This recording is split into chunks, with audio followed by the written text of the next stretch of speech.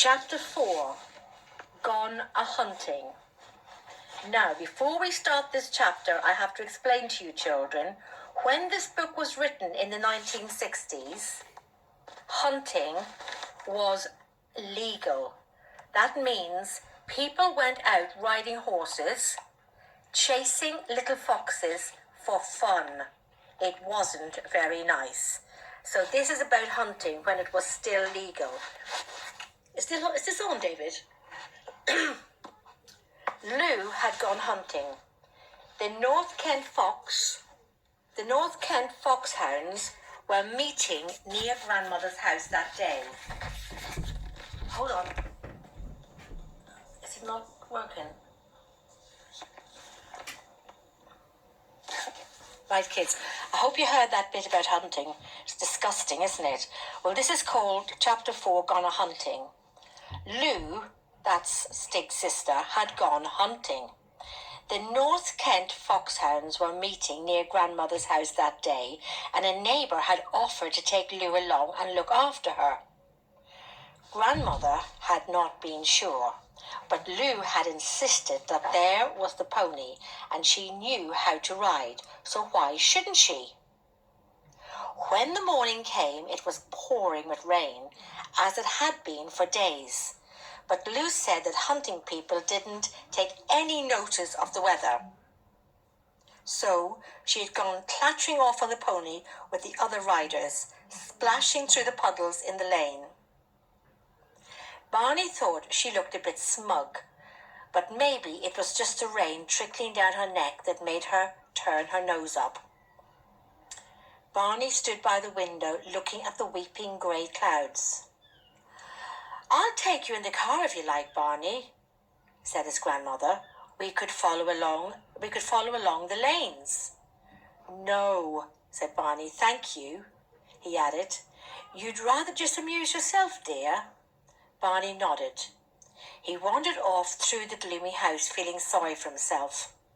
A cat saw him coming and must have seen the expression on his face, for it turned and bolted through the hall and into the back kitchen, where it shot into the broom cupboard. Barney went after it, and when he got to the broom cupboard, he remembered something.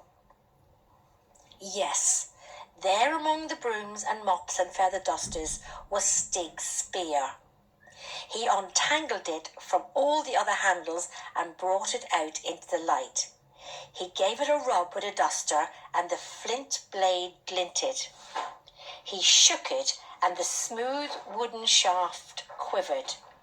It was a real hunting spear, there was no doubt about that, and Barney's face suddenly lighted. Lou wasn't the only one who could go hunting. Barney looked out at the wintry sky.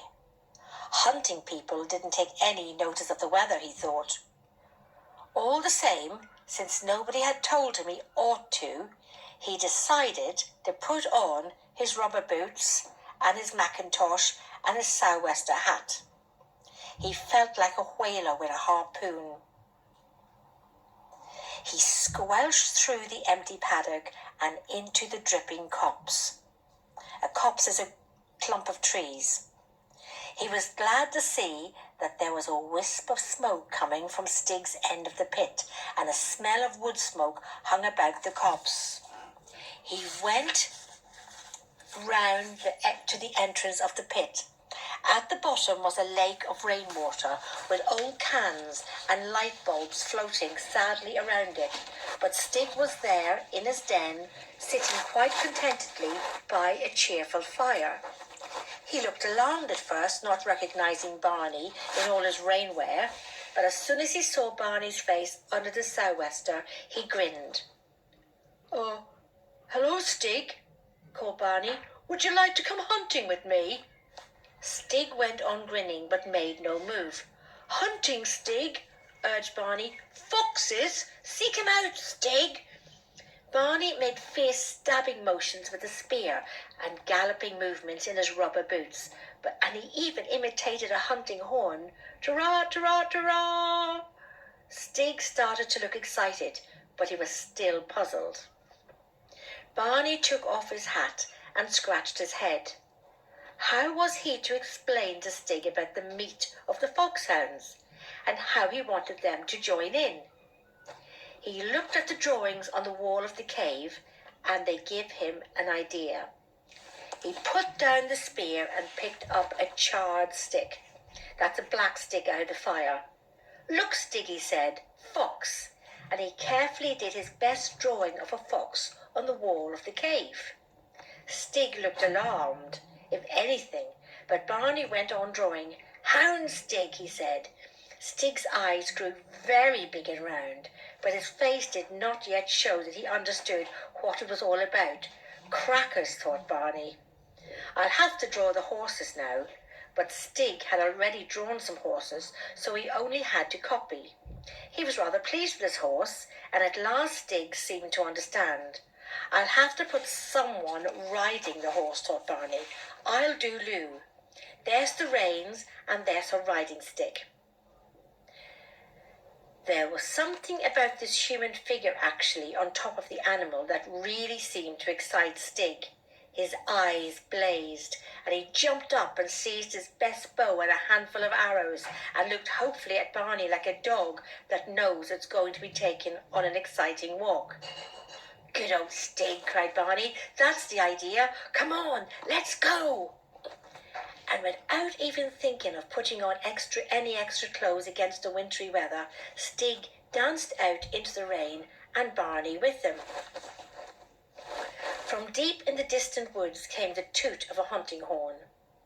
Barney and Stig set out off across the country towards it, down the muddy cart track that tunnelled into the woods and into the fir plantation. As they trod softly over the carpet of fallen fir needles, Stig suddenly stiffened and raised his bow. Barney looked up. At the top of a fir tree was a squirrel stripping a fir cone. Barney pulled Stig's arm. "Don't fool about, Stig," he said. "It's foxes we're supposed to be hunting, not squirrels. Come on, we'll never find the hunt." The squirrel shook its tail, ran to the end of the branch and sprang into the next tree, where it disappeared. Stig looked a bit annoyed, but he lowered his bow and they went on their way. They came into a woodland of tall, sweet chestnut trees and oaks. As they came near one of the oak trees, Stig dropped to the ground and began crawling carefully forward. "What is it, Stig?" asked Barney in a loud whisper. "Is it a fox? Where, Stig? I can't see anything." Hold on. Without looking round, Stig waved his hand as if he wanted Barney to get down too. He dropped to his hands and knees onto a bramble. "Ouch!" yelled Barney. "It's prickly." And as he did so, a flock of 6, 12, no, it must have been more than 20 wood pigeons sprang into the air and flew off with a great beating of wings, every one of them stuffed with fallen acorns which they had been gorging on. Stig let loose an arrow into the flying flock, but somehow failed to hit anything. Oh, sorry, Stig," said Barney. "I didn't know it was pigeons. Still, we're not supposed to be hunting pigeons, you know. People don't. When they go fox hunting, they don't take any notice of anything else."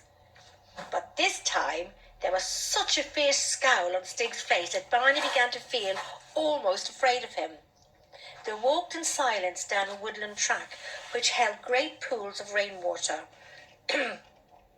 Stig splashed through them without seeming to care how muddy his legs were getting. Barney waded more slowly behind, rather worried that the water might come over the tops of his boots. He saw Stig fit another arrow and raise his bow again. Across the track ahead strutted a proud cock pheasant, and before it knew what was happening, Stig's flint-tipped arrow struck. What? With a pounce, Stig picked up the body of the pheasant, pulled the arrow out, and stuck the pheasant behind him into his girdle. The long brown feathers wagged as if he had sprouted a tail as he walked on. Barney was not at all happy about killing this pheasant. It was bound to be poaching, or the wrong time of year, or not sporting to shoot them except with a real gun and cartridges or something.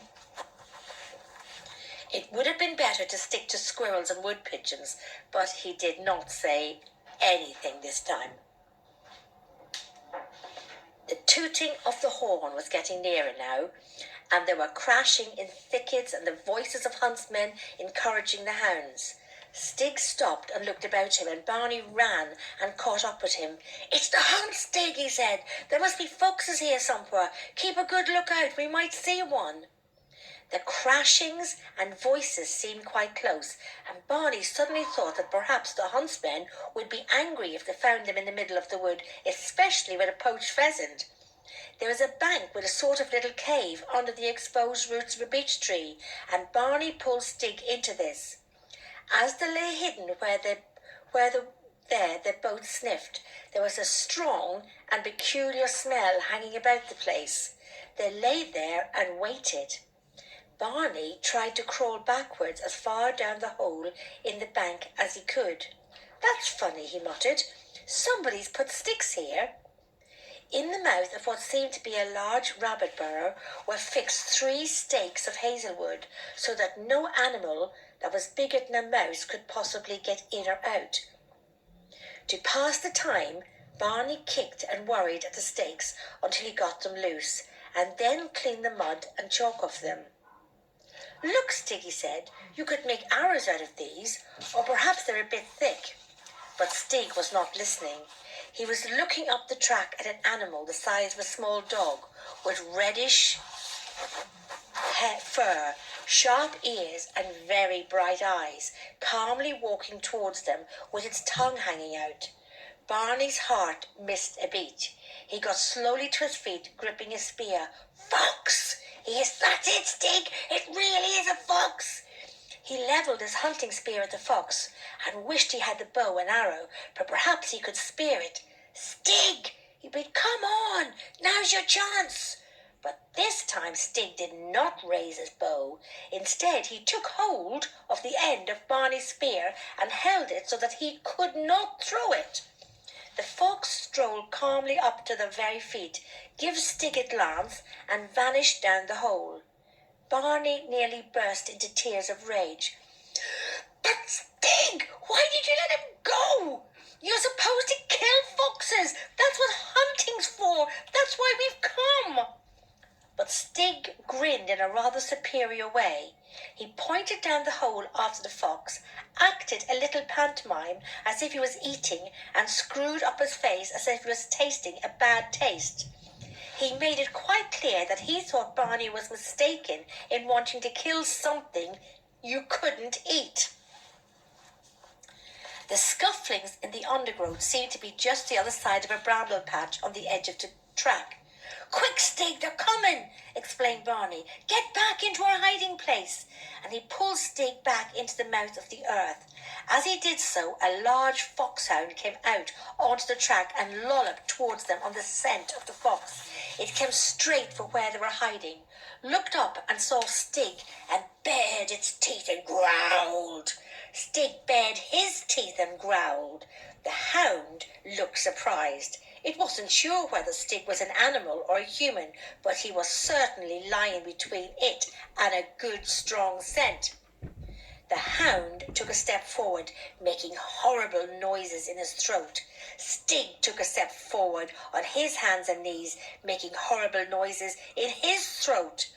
Barney sat at the back of the little cave, holding his middle. The hound looked very big and fierce, and he was afraid it might hurt Stig. But then Stig was looking very fierce too, and he might hurt the hound. Stig was the first to move. With a lightning spring, he darted forward and bit the hound hard on the ear. It was too much for the poor animal. It was not afraid of sharp-toothed foxes or other animals that fought back, but Stig smelt like a man, and it had never heard of a man biting a dog. It turned and made off yelping with its tail between its legs. Barney looked at Stig. "Oh, I think we better go home," he said. "We're supposed to be fox hunting, and what have you done? You've killed a pheasant, helped the fox, and bitten a hound. What you going to do next, I'd like to know?" But once again, Stig was not listening to Barney. He was hearing something new, the thud and squelch of heavy hooves moving through the woodland glade, and perhaps he was smelling another animal smell. The horses of the hunt followers were moving through the woods, and now at last Stig's face was alight with the excitement of the hunt. Without a sound or a look to Barney, he slipped into the undergrowth and started flitting from thicket to thicket and tree trunk to tree trunk towards the sound of the horses, an arrow already strung on his bow and held with his left thumb. Barney followed as best he could through the undergrowth with a feeling that something had gone badly wrong with his hunting trip and that something far worse was going to happen any moment. Stig seemed to pass through the banks of bramble without feeling or caring for scratches, but Barney's mackintosh was always getting caught and ripped, and low branches snatched his head off, and his rubber boots did not save his knees from scratches, and the more he tried to keep up with Stig, the hotter and crosser he was getting. When he came to an open space at last and saw Stig and saw what he was doing, all he could do was cover his face with his hands and moan softly to himself, "Oh no, no, no, no, no." Standing in the track where the huntsman had left it to go into a thicket on foot was the huntsman's white horse. Hiding behind a mossy stump, his eyes blazing with excitement, his bow bent to the full with an arrow pointing straight at the white horse, was Stig. Stig was really hunting now, and to him horses were meat. Lou sat on her pony at the edge of the wood. On one side, the black trunks of the trees dripped sadly, and the wind moaned in the branches. On the other side, low, ragged clouds swept over the bare stubble fields. Around her were various ladies, gentlemen, and children of the hunt, on board of fidgety horses, waiting around for something to come out of the wood. They had waited by a field of cabbages and found nothing. They had waited by a field of turnips and seen a hare. They had jogged along lanes and tracks and waited by copses, but they still hadn't found a fox. Lou's cheeks were glowing, and so was her nose. Her eyes were sparkling, her hair hung down in wet strips, and her numb fingers could hardly feel the reins. Flash, the pony, who in his younger days at least used to live up to his name, stood in a puddle with lowered head and blew steam from his nostrils into the damp air. "First time out with the hounds, young lady?" asked a hearty lady on a big black mare. Lou smiled and nodded, and a little shower of drips fell from the peak of her cap. "Enjoying yourself?" asked the lady. "Oh, yes, thank you, super," replied Lou. All the same, she thought, if only they'd let me go into the woods and poke around a bit, I'm sure I could find a fox. There must be something going on in there. At that moment, out of the woods came the shrill neighing of an outraged horse. All the waiting horses pricked up their ears. Riders nervously shortened their reins. There seemed to be some sort of commotion among the riders that had gone some way into the wood. Horses were backing, rearing, turning in spite of their riders, snorting and neighing, and into the thick of them plunged the huntsman's white horse, riderless, eyes rolling, and nostrils wide with alarm, cannoning into horses and riders, sending them sprawling in puddles and mud. It was a stampede. As the huntsman's horse bolted through the middle of them all, the other horses whipped round and joined it in mad flight. Most of the riders were caught off balance. Some lost their hats, some lost their reins or stirrups, some lost their seats straight away and were left on the edge of the stubble. Some of them, who had been round the corner of the wood, thought the fox had got away and urged their horses after the rest of the field. All Lou could do was stay on top of Flash as best she could and join the stampede. So, this was hunting, she thought, though thinking was difficult at full gallop in the middle of a lot of other excited animals. Yet even when she had a feeling that there was something queer, but even then she had a feeling something was a bit queer, why wasn't the huntsman on his horse? And had she imagined it, or had she seen, sticking into the saddle of the bolting horse, something that looked like an arrow? And Lou was never quite sure whether or not she had seen out of the corner of her eye, at the tail of the hunt, a very odd creature indeed, coming whooping out of the woods. Had it been naked and mud-splattered? Did it have hair like a tangled bramble bush? Did it have rabbit skins round its middle and a sort of tail of feathers behind it? And could it have been brandishing a bow and arrow? No. If one was old enough to go hunting, one was really too old to believe in goblins and things. She must have imagined it. The hunt eventually scattered itself in all directions over the countryside. Riders at last reined in their blown horses and found themselves alone or in small groups in remote stackyards. They decided they'd had a good day's sport and went home. Nobody was quite sure what happened to the hounds or the fox, but it had been a good run. Lou, after directing quite a few lost people, got back to her grandmother's house as the evening was beginning to close in. Barney had got back only a little earlier. They both needed baths, and they were both very hungry by the time they sat down to tea in front of a blazing log fire. "Well," said Grandmother, "so you went off hunting after all, Barney?" Oh, not really hunting like me," said Lou scornfully. Well, no," said Barney. "I went with Stig, see, and he was only interested in hunting squirrels and pigeons and pheasants, really." "That's not hunting," said Lou. "In England, it's only hunting if it's foxes or stags."